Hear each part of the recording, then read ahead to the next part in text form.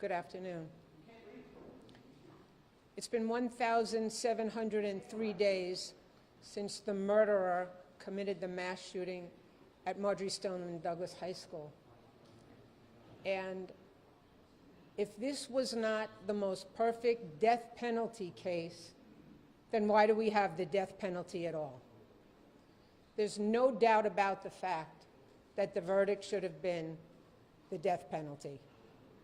I believe that our state's attorneys, okay, all of them, all of our state's attorneys, whether it be Mr. Sachs, whether it be Carolyn McCann, whether it be Jeff Marcus, Nicole, Stephen, Aaron, we could have not had a more perfect state's attorney group.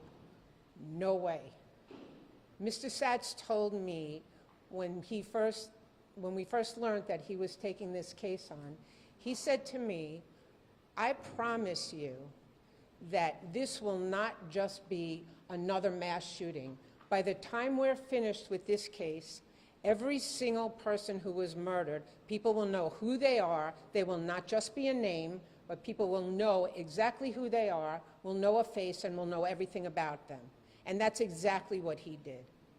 You talk about being disappointed. We are all disappointed, okay, all of us, because they could not have done a better job. They could not have proven their case any better than they did. We all know their case was proven. But again, we have jurors, and there's no doubt in my mind that somewhere along when they chose their jury, they had to be told, I'm pretty sure, that they would consider the death penalty. Somewhere along the line, one of those jurors had to have said, I know he committed these crimes, I know he deserves to be punished, but I can't be the one to put someone to death. And that is the only way that we did not get the death penalty. My son was murdered along with 16 other people, and this animal, okay, still is going to now have life in prison without parole. And let me tell you something, as far as I'm concerned, he's probably going to get taken out sooner than later if he did get the death penalty. Because we know that a death penalty case, I believe in Florida, takes a lot longer. I think it's somewhere, the average is somewhere close to 18 years, okay? I'd certainly be dead and buried before he would be. So as far as I'm concerned, the fact that he's going to go into some sort of general population, he's going to have to look over his shoulder every minute of the rest of his life. Just the way the fear in him, I hope he has the fear in him every second of his life, just the way he gave that fear to every one of our loved ones who he murdered, or the students and people that he harmed. He should live in that fear, and he should be afraid every second of the day of his life. Just to add, okay, about fear, this is what my son saw. He saw the gunman as he turned and pulled the trigger. This is what the jury didn't think was worth capital punishment. Answer me why, how, that my son be shot by this animal like this. People need to see this. This is real. This is not a game. This is not a video. This is not a TV or a movie. This is real. The last thing my son saw was the gunman aiming at him. And let me tell you something, we're not going to stop. I'm going to tell every single person here, we will never stop fighting. We are never going to stop fighting so that these animals can't go into, whether it's schools, movie theaters, places of worship, you name it. We're going to fight with them so we don't have to keep looking over our shoulder and wondering when we send our kids to school or our loved ones go to work at school or go to work anywhere, okay, that we could possibly never speak to them again.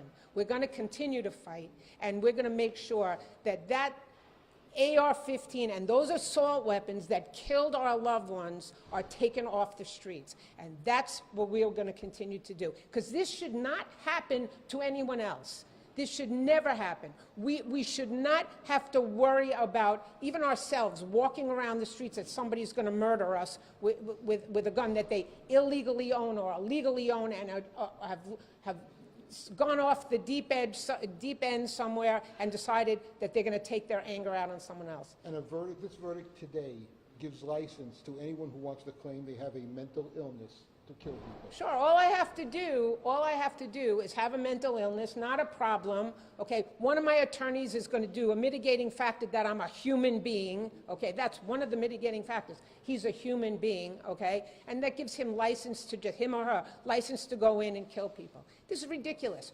This should be the case that makes people stop and say, oh my God, I better not do that because I can get, I can get the death penalty. This is the case now, you know what, I can do it, not a problem, and I can get off and I can have life in prison without parole. Do you believe that one juror or more lied to get on this jury? I won't say lied. No. Maybe when they were originally questioned, they thought they could do it, but when push comes to shove, maybe they realized that they couldn't. We can't damn the jurors. Come on, I mean, if that's how I come across, I apologize.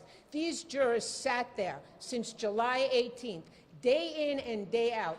Let me tell you something. They're the people that we need to give therapy to, because here they are. They watched. They went into the 1200 building. They saw all the autopsy photos. They saw some things that we never got to see, and you certainly didn't get to see.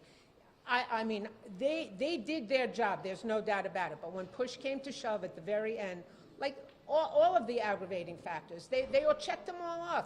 There was no doubt about that those aggravating factors were all checked off. Some of the other parents did seem they were lashing out at. I'm sorry, I can't, it's gonna have to be one at a time. It's hard enough to hear one. I'm sorry? Your husband once wrote in the Sun Sentinel about having to sit through this and relive it. This was 3 years ago. Yeah, This was, yeah. How do you feel about it now that you've gone through it? 3 years ago, I didn't know a third of what I know through the trial. If I knew what I know now, back then, I would never have said what I said. Okay, this animal deserves to die. He hunted all these people. He planned this for months. I didn't know that he had planned it for months when I wrote that article. No, I take back everything I said in that op-ed. He should die. You mentioned that some of the parents who preceded you did seem like they were very angry, lashing out at the individual jurors. But you're saying that you don't believe the jurors themselves got involved. And do you have any sort of understanding of how one of them could have found a mitigating factor to spare? there is no mitigating factor at all that could overshadow, okay, the aggravating factors. There are just none. And I'm not sure, I mean, I can't speak for them, but I'm not sure that, maybe an hour after we were all let out of the gallery, that people's emotions didn't come out in ways that maybe, I'm not sure that it's really anger at the jurors. It's anger at, it's anger at the sentencing. It's angry at the system. Yeah, it's okay? angry, really. It's really angry at I the mean, system. you can't go after a juror. They did their job. They went day in and day out. I mean, it's not easy, but totally anger at the system. I mean, I know we have a legal system, but is it just? I mean, let's ask ourselves that question. We certainly do have a legal system. I'm not sure it's so just all the time. Justice was not served today. We saw you looking at your son's picture in the courtroom.